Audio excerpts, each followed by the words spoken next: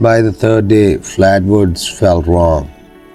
Nothing was visibly broken. The roads were the same, houses stood where they always had, but the town had lost something invisible, like a tone only animals and instincts could hear. People stopped letting their kids wander, porch lights stayed on longer, conversations lowered when night came, even indoors. No one said why. They didn't need to. I went back to the hills once, not alone. I made sure of that. Daylight made it look harmless. Just dirt, leaves, trees, and that oak standing where it always had. No scorch marks, no broken branches, no sign that anything had ever been there. That scared me more than if we'd found something. I stood where I remembered it hovering. The ground felt normal beneath my boots, solid, ordinary, but the air felt thin, stretched, like the space itself remembered something heavy occupying it. I didn't stay long. That night the dreams started, not nightmares, not exactly. I wasn't being chased, I wasn't screaming. I was standing in fog again, flashlight in my hand, except this time the beam didn't shake. I held it steady.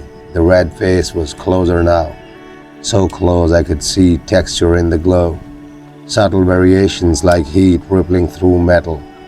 It didn't move. It didn't need to. I woke up with my heart racing and that metallic taste coating my tongue. My sheets were damp with sweat, and for a few seconds I couldn't remember where I was. The darkness felt thicker than it should have been. Others were dreaming too. You could hear it in the way people spoke, short sentences, hesitation.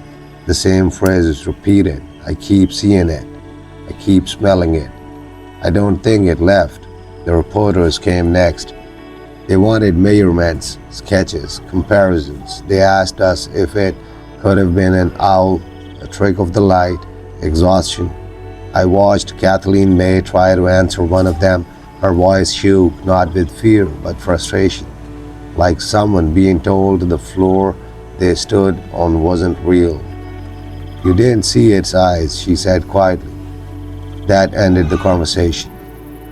What no one put in the papers was how the woods behaved afterward. Animals avoided the hill. Hunters noticed it first. Trails that had been active for years were quiet. No deer, no small game. Even birds kept their distance. Dogs refused to go near the stretch of forest, pulling against leashes, whining, tails tucked. And the fog. It came more often, thicker, bluer. Sometimes it would roll in without weather to explain it, settling around houses nearest the woods. When it did, the same symptoms crept back: burning eyes, tight chests, headaches that pulsed behind the eyes. Doctors still didn't have answers. Neither did anyone else. The town tried to move on. That's what small towns do. But something had slipped into the cracks, and no amount of pretending could force it back out. Because deep down, we all knew the same thing. Whatever came down that night didn't crash. It didn't get lost. It arrived. And Flatwoods had been marked, not loudly, not violently, but deliberately. The first time I realized it wasn't over, it was quiet. No lights in the sky, no fog crawling in, no sound. Just a feeling that settled into the room when I sat alone, like someone had taken a seat where no one existed. I was at the kitchen table, hands wrapped around a cup of coffee that had gone cold. The house creaked the way old houses do at night, pipes ticking, wood shifting, familiar noises until they weren't. I became aware of the silence between them. It felt deliberate, not empty, measured. I didn't look toward the window at first. Something in me resisted it, like touching a sore tooth with your tongue. But the longer I sat there, the stronger the pull became, not curiosity, but recognition. I knew where to look. The fog had returned without warning. It pressed against the glass like breath or on a mirror, glowing faintly in the porch light. And there, just beyond where the fence should have been, I saw movement. Not a shape, a displacement, like the fog itself was bending around something tall and unmoving. My eyes burned instantly. I stood up too fast, chairs scraping loudly against the floor, and the moment the sound broke the silence, the pressure vanished. The fog drifted again. The yard became just a yard, but my heart didn't slow. That night, the dogs down the road started howling, not barking, howling, long, broken sounds that didn't rise or fall, just stayed suspended like the noise itself was trapped. No one went outside. The next morning, people talked in pieces. Someone swore their radio turned on by itself. Another said their porch light flickered when the fog came close. A farmer found his fence warped inward, posts leaning as if something heavy had pressed against them without breaking through. No footprints. Never footprints. That's when it hit me. It wasn't moving through our space. It was occupying it. Like we were insects crawling around the edges of something massive we couldn't see fully. Like a shape that only revealed itself when it wanted to be acknowledged, and it was getting better at it. The dreams changed after that. I wasn't on the hill anymore. I was standing still, and the world was moving around me. Fog rolling in slow waves. The red glow peering farther away each time, never closer, never farther, always at the same impossible distance, watching, not waiting to be found, waiting to finish something. I woke up one night with my eyes burning so badly I couldn't open them. My throat felt tight, like I'd been breathing smoke. For a moment, just a moment, I thought I heard that sound again, the hiss. Softer now, controlled, right outside my wall. I didn't move, didn't breathe, and after a long time it faded. By morning the symptoms eased, but something had changed inside me. I wasn't afraid in the same way anymore. Fear implies reaction. This felt like acknowledgement. Whatever came down near Flatwoods hadn't left, it had adjusted, and I had the growing, unbearable sense that it now knew us well enough to decide what came next. It wasn't announced. There was no meeting, no gathering, no dramatic confession. It slipped out the way dangerous truths always do, quietly, sideways, when no one is ready to hear them. I was in the hardware store when I heard it. Two men were standing near the counter, talking low. One of them stopped when he saw me, but the other didn't notice. His voice cracked when he said it, like the word itself had weight. Same thing my grandfather warned us about. That made me turn. He realized too late. You could see it in his face. The moment he knew he'd crossed the line, I didn't ask questions. I didn't have to. Silence does more damage than interrogation. After a few seconds, he sighed and leaned closer. They used to say something lived in the hills, he said. Not an animal, not a man. Something that came down when it needed to and went back when it was done. I asked him what done meant. He shook his head, watching, measuring, taking note. That word again. Later that night, I heard it somewhere else, spoken differently this time, almost reverently. An older woman, voice low, telling someone they shouldn't go near the woods when the fog came in. It wears a hood, she said, not for warmth, for separation. I didn't ask what meant either. I already felt it in my chest. The thing about names is this.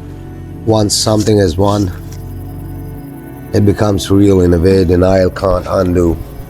Not because the name explains it, but because it anchors fear to memory.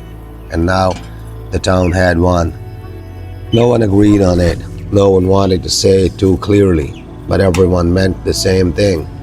The figure on the hill, the watcher, the presence. The children sensed it first. Kids stopped playing near the woods. They drew strange shapes instead. Tall figures with wide heads and red circles where faces should be. When asked where they'd seen it, they just shrugged. In the fog. That night, the power went on. Not everywhere, just parts of town. My house went dark at exactly 9:17 p.m. I remembered the time because the clock stopped there, its numbers glowing faintly before fading. The fog rolled in again, thicker than before. I could hear something outside. Not footsteps, not movement, but pressure, like the air itself was being displaced slowly, carefully. I stood in the hallway, every muscle locked, listening to my own heartbeat thunder in my ears. Then the smell came back, stronger, metallic, burning, alive. I didn't look out the window. I already knew what direction it would be in. Instead, I pressed my hand against the wall. It felt cold, too cold, like the house itself was reacting, bracing. That's when I understood something that made my stomach drop. It wasn't observing us from a distance anymore. It was testing boundaries. And someone, somewhere, had just given it permission by acknowledging it out loud. Names don't summon things, but they do tell them they've been noticed. It started small. That's how it always starts. A dog didn't come home one night, not unusual on its own. Animals wander, get hurt, run off. But this one had never left the yard before. Old, loyal, the kind that slept on the porch and lifted its head at every passing car. They found the collar 2 days later, not torn, not broken, just placed. Resting on the fence rail near the woods, laid out carefully, like someone had wanted it to be seen. No blood, no tracks leading away, no drag marks, just absence where something living had been. People talked less after that. Then a farmer on the edge of the town noticed his chickens won't go into the coop at night anymore. They huddled together in the open, feathers puffed, eyes wide, making those low, nervous sounds animals make when they sense something circling just outside perception. He said the fog came first, then the smell, then silence. In the morning, one was gone, not eaten, not scattered, gone. I stopped sleeping poorly after that. I'd lie awake listening, counting the seconds between sounds, memorizing the way the house breathed so I'd notice if anything changed. One night, around the same time that power had gone out before the pressure returned, it felt like the air thickened, like my chest was being pressed inward slowly, gently. The fog crept along the ground outside, glowing faintly, refusing to rise or fall. I heard something near the side of the house, not footsteps. Wait, a presence pressing against space itself, the way something large might lean against a wall without touching it. My eyes burned again. I squeezed them shut and stayed perfectly still, afraid that even breathing too loudly might register. The hiss came back, not sharp this time, but low, controlled, almost curious. Then it stopped. By morning, nothing was disturbed, no marks, no damage, except the feeling that something had stood there long enough to learn the shape of my house. Later that day, word spread that a man hadn't shown up for work, lived alone, edge of town, close to the woods. They found his truck parked in the driveway, door closed, keys inside. The house was empty. No signs of struggle, no blood, no note, just the smell, faint, metallic, lingering in the hallway like a memory that refused to fade. That's when people stopped pretending. You could see it in their faces, in the way they avoided eye contact when the fog rolled in, in how doors were locked earlier, in how lights stayed on all night, even when no one was awake to see them. Whatever had come down on that hill wasn't content with being seen anymore. It was collecting data, and now it had moved from watching to taking. After that, man disappeared. Something shifted in the air of the town. Not panic, not chaos. Acceptance. That's the part no one talks about. Fear burns hot, but it doesn't last. What replaces it is worse, routine shaped around something you can't fight. People stopped walking at dusk. Curtains were drawn before sunset. Houses nearest the woods kept their lights on all night, even when no one slept. Not because light helped, but because darkness felt like permission. I noticed it one evening while sitting in my living room. The fog rolled in slowly, deliberate, like it had learned patience. It didn't rush, it didn't creep. It simply arrived, filling the spaces between trees, fences, yards. Then it stopped, right at the edge of my porch. I could see the line clearly where it refused to cross, like it didn't need to. The pressure returned, subtle but unmistakable. My ears rang faintly, my eyes burned again, a warning without words. I realized then something that made my stomach turn. It didn't need to enter houses. It could reach us without crossing the threshold. That night, I heard it above the roof. No movement, not weight, alignment. Like something positioning itself exactly where it needed to be. I lay frozen in bed, staring at the ceiling, counting my breaths. The hiss came again, softer than ever, almost gentle, not threatening, not aggressive, observational. I felt exposed, not physically, but internally, like something was passing through me, nothing, and noting reactions, responses, resistance. I had the overwhelming sense that if I panicked, if I moved, if I acknowledged it too strongly, something irreversible would happen. So I stayed still. After a long time, the pressure lifted. By morning, the fog was gone. But the town wasn't the same. A woman down the road swore she heard her name spoken outside her window in the middle of the night. Not aloud, but inside her head. A child woke screaming, insisting a red face had been floating near the ceiling, watching him sleep. No marks, no proof, just certainty. And certainty spreads fast. The woods had become a boundary no one crossed anymore. Not because of what lived there, but because of what didn't need to. I understood then what we'd misunderstood from the start. The thing on the hill wasn't stranded. It wasn't visiting.